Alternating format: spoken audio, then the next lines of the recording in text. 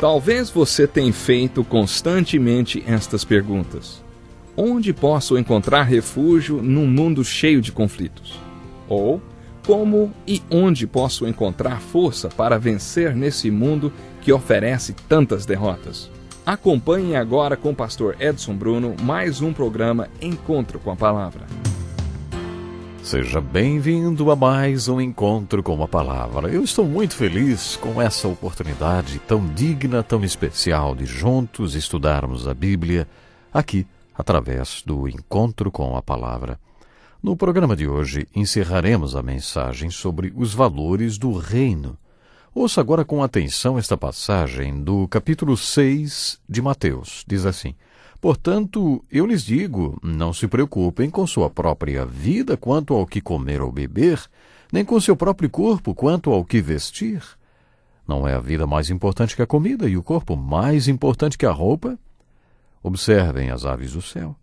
Não semeiam, nem colhem, nem armazenam em celeiros. Contudo, o Pai Celestial as alimenta. Não têm vocês muito mais valor do que elas? Quais são os seus valores?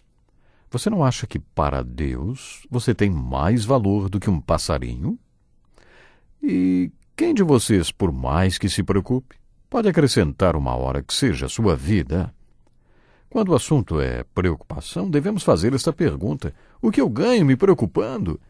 Com isso, Deus não está dizendo que devemos ser apáticos, indiferentes ou displicentes com a vida.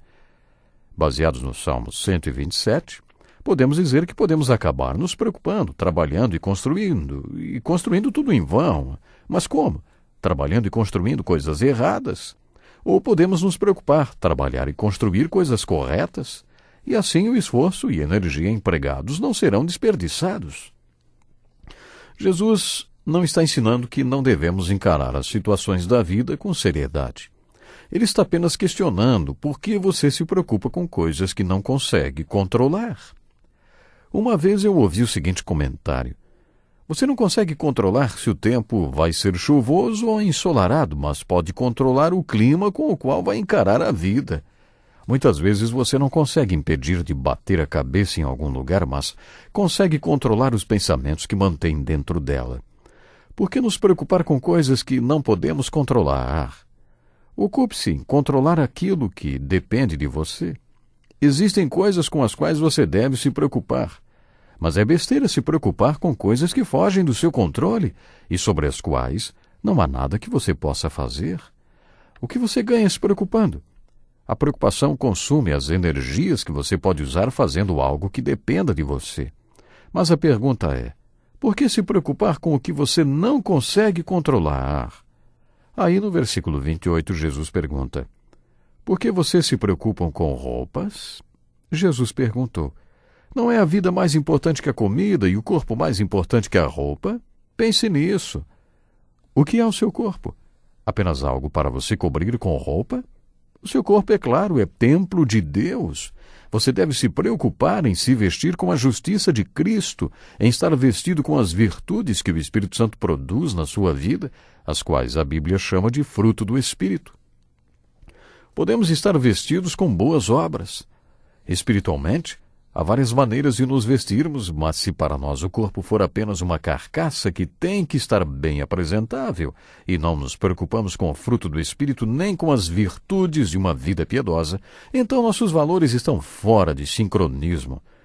É sobre isso que Jesus está falando nessa passagem. Não é a vida mais importante que a comida? Jesus perguntou isso. Em outras palavras, o que é a sua vida? Tiago fez a mesma pergunta no capítulo 4 de sua carta. O que é a sua vida? Esta é uma pergunta profunda, e parece que aqui no capítulo 6 de Mateus, ao ensinar sobre valores, Jesus quer nos fazer pensar. Podemos perceber nesta passagem, que vai do versículo 19 até o 34, que Jesus faz pelo menos 20 perguntas relacionadas a valores. Jesus fez todas essas perguntas porque queria nos fazer refletir. Quais são os seus valores? Como você descobre quais são eles? Depois de fazer as perguntas e nos fazer pensar sobre o assunto, Jesus responde às perguntas com respostas tremendas. Com todas essas perguntas e suas respectivas respostas, Jesus quer nos fazer chegar à conclusão de que nossos tesouros devem estar na dimensão espiritual, nos lugares celestiais. Nossos valores devem ser aqueles que jamais podem ser tirados de nós e que jamais são desvalorizados.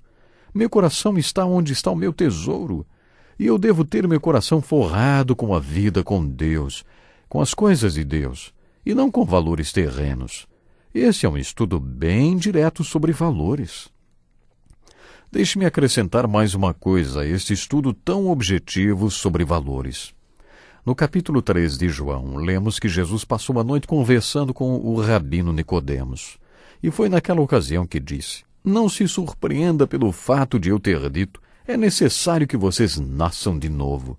Junto com esse ensino tão importante que Jesus deu naquele diálogo, ele ainda explicou que o novo nascimento não é um fim em si, mas o meio para um fim. Jesus afirmou que você tem que nascer de novo, porque jamais verá o reino de Deus se não nascer de novo. Você jamais entrará no reino de Deus se não nascer de novo. Agora, sinceramente, eu não acho que Jesus tenha dito que se você não nascer de novo, não irá para o céu. Conforme comentamos quando estudamos a oração do discípulo, o reino de Deus é o conceito de que Deus é um rei. E se deixarmos que ele reine sobre nossos corações, seremos súditos deste reino.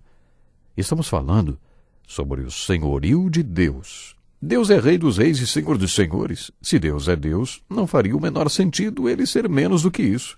Se Deus é Deus, Deus é absoluto. E se Deus é um Deus absoluto, então podemos entender por que nosso Deus diz que ele tem que estar em primeiro lugar em nossas vidas. Eu sou o rei. É isso que ele diz. Como sou Deus absoluto. No Salmo 100, o salmista fala sobre entrar na presença de Deus e afirma que na presença de Deus você descobre que o Senhor é o nosso Deus. Ele nos fez e somos dele. Somos o seu povo, somos rebanho do seu pastoreio. Todo aquele que tem um encontro verdadeiro com Deus e que entra na sua divina presença, Deus sabe e Deus vê. Pare para pensar em todas as histórias da Bíblia que relatam aqueles que conheceram a Deus. Observe como o encontro daqueles homens e mulheres com Deus deixou-os maravilhados com o fato de que Ele é Deus. Aquelas pessoas não encontraram palavras para descrever a majestade e a maravilha de Deus. Nem puderam descrever como eles se sentiram quando olharam para si mesmos na presença de Deus. Ai de mim, estou perdido, pois sou um homem de lábios impuros e vivo no meio de um povo de lábios impuros. Os meus olhos viram o Rei, o Senhor dos Exércitos. Isaías disse isso. Paulo exclamou: "Miserável homem que eu sou." Pense também em personagens como Jacó e outros que, quando entraram na presença de Deus, não puderam encontrar palavras para expressar como se sentiram aos olhos dele. Todos eles chegaram à mesma conclusão: o Senhor é Deus. E Jesus disse a Nicodemos: "Nicodemos, todos precisam nascer de novo. Você tem que nascer de novo porque só assim você verá que Deus é Rei. Você jamais terá um relacionamento com Deus como Rei de sua vida se não nascer de novo. A primeira coisa que se descobre ao nascer de novo é que o Senhor é Deus e Rei. E aí começa um relacionamento com Ele no qual Ele é Deus e Rei." Nesta maravilhosa passagem de Mateus, capítulo 6, com todas as suas perguntas e maravilhosas respostas, Jesus nos leva a descobrir quais são os nossos valores.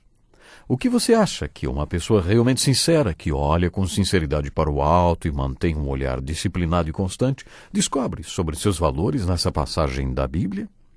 No versículo 33, Jesus responde: "Busquem, pois, em primeiro lugar o reino de Deus e a sua justiça, e todas essas coisas lhes serão acrescentadas." Esta pessoa coloca em primeiro lugar na sua vida o reino e a justiça de Deus. Ela vê que Deus é seu Rei e desenvolve um relacionamento com Ele, no qual Deus é o Rei e lhe mostra todo dia o que é certo para ela. E como súdito leal, ela obedece. É assim que deve ser o sistema de valores da pessoa que olha para o alto e tem na sua vida, pela graça de Deus, os valores espirituais do céu. Agora deixe-me fazer uma pergunta muito profunda. Se você, quando é varrido pela palavra de Deus, admite que jamais viu Deus como rei da sua vida, nem jamais teve um relacionamento com Ele, no qual Ele é o rei e você é seu súdito, você acha que tem direito de dizer que já nasceu de novo? O que é o novo nascimento? E quais são as evidências do novo nascimento? De acordo com Jesus, na sua conversa com Nicodemos, no capítulo 3 de João, está claro que a evidência do novo nascimento, o primeiro resultado do novo nascimento, é que você vê e entra no reino de Deus.